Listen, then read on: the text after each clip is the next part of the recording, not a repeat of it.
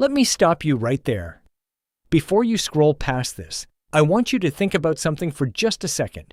Think about the last person you saw driving a luxury car, wearing designer clothes, or talking about their investment portfolio like they had it all figured out. Now ask yourself honestly, do you actually know if any of that was real?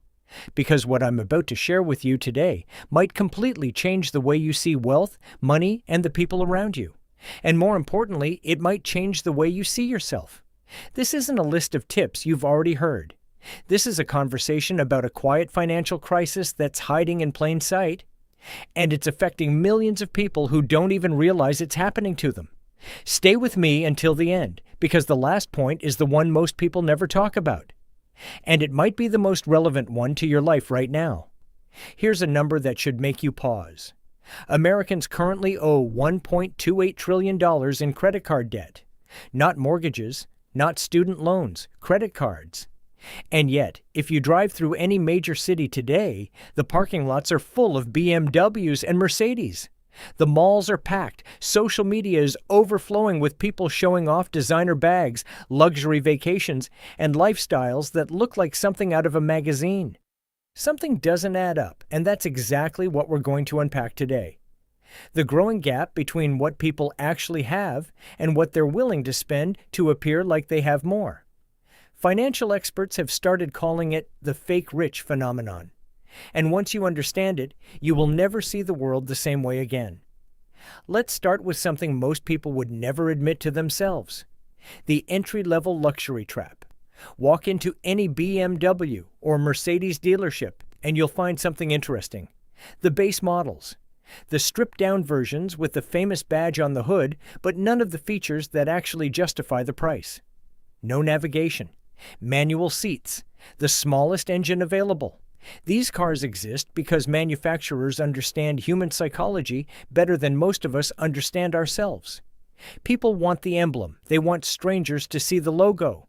The actual driving experience is secondary. Here's the part that stings.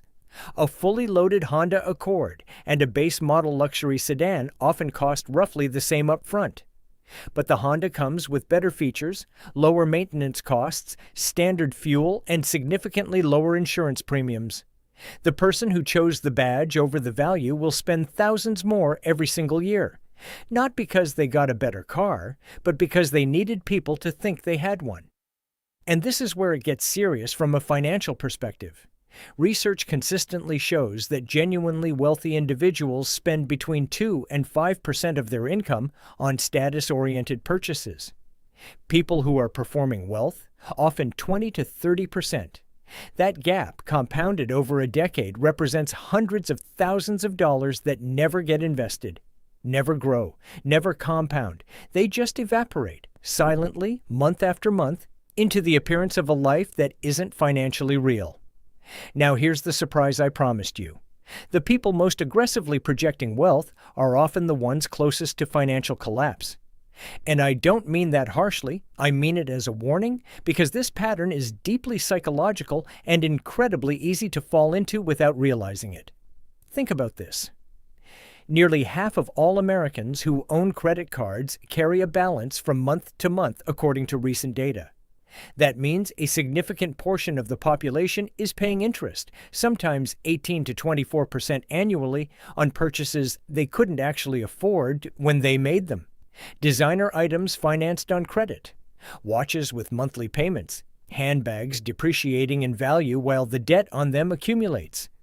By the time many of these items are paid off, the owner has spent 30% more than the original price for something now worth half of what they paid. That's not a financial decision. That's a performance with a very expensive ticket. Let's talk about something that's become so normalized that most people don't even question it anymore: leasing luxury vehicles. On the surface, it looks reasonable. The monthly payment fits the budget. The car is new. The badge is right. But here's what's actually happening financially. When you lease a car, you're paying for the steepest depreciation period of that vehicle's life. A $50,000 car that's worth $30,000 after 3 years means you're essentially financing $20,000 worth of depreciation, plus interest, fees, and taxes, and then handing the car back at the end. You own nothing. You've built zero equity, and then the cycle starts. Again. Someone who leases continuously for 20 years may have made hundreds of thousands of dollars in payments and ended up with nothing to show for it. Not a single asset. Not $1 of ownership. Just the temporary use of vehicles they could never actually afford to buy. Financially speaking, it is one of the most expensive ways to have access to a car over a lifetime. But it lets people look like they're driving something they couldn't actually purchase. And for the fake rich, that's often the entire point. Now let's address something more subtle, the way people talk about money. There's a very specific pattern worth learning to recognize. People who are genuinely secure about their finances almost never bring them up unprompted. They don't redirect conversations toward their income, their deals, or their investments. They don't need to. Their financial confidence is internal. It doesn't require your validation to exist. The person who constantly talks about money, who steers every conversation toward what they're earning, what they're about to close, what they're investing in, is often filling an internal void with external performance. And there's a key tell in how they speak. It's almost always future tense. A deal closing next month, an investment about to pay off, something massive in the works. The present doesn't match the image, so the future becomes the story. Real financial progress is usually quiet, slow, and boring. It's automated transfers into index funds. It's a rising net worth that no one at the dinner table would ever guess from looking at you. It doesn't make for compelling social media content, but it builds something real. And that's the only thing that ultimately matters. We also need to talk about social media, because it has fundamentally warped how people relate to wealth. Platforms reward visibility, not substance. A video of someone spending $1,000 in a single shopping trip will outperform almost every time a video of someone making a $1,000 contribution to their retirement account. The first feels aspirational. The second feels dull. So content creators and regular people trying to build an image learn to perform prosperity rather than build it. What you're seeing in those feeds isn't wealth. It's content strategy, and in many cases, it's debt in high definition. The people who have genuinely built wealth, many of them barely post. They're not documenting their lifestyle for strangers. They have nothing to prove, and frankly, they've learned that broadcasting your financial situation, real or otherwise, rarely leads anywhere good. Here's what this all comes down to, and this is the part I want you to sit with before you close this video. Every single financial decision you make passes through a filter, whether you're aware of it or not. The question is, what is that filter?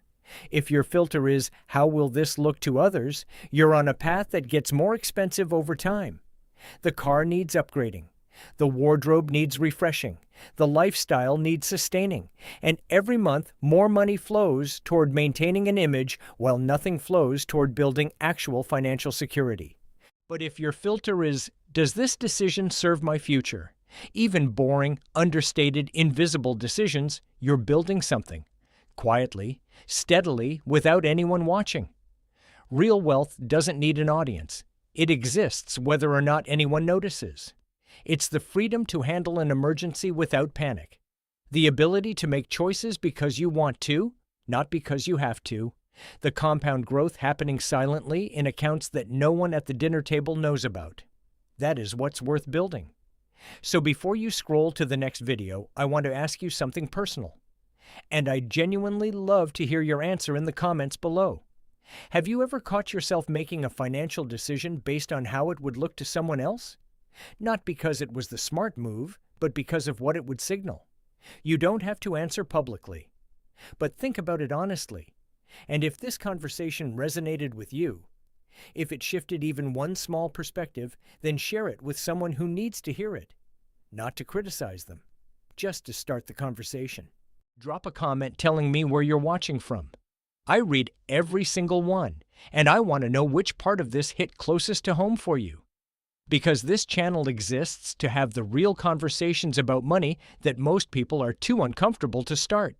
Real Wealth Whispers. The goal was never to look rich. The goal is to actually be free.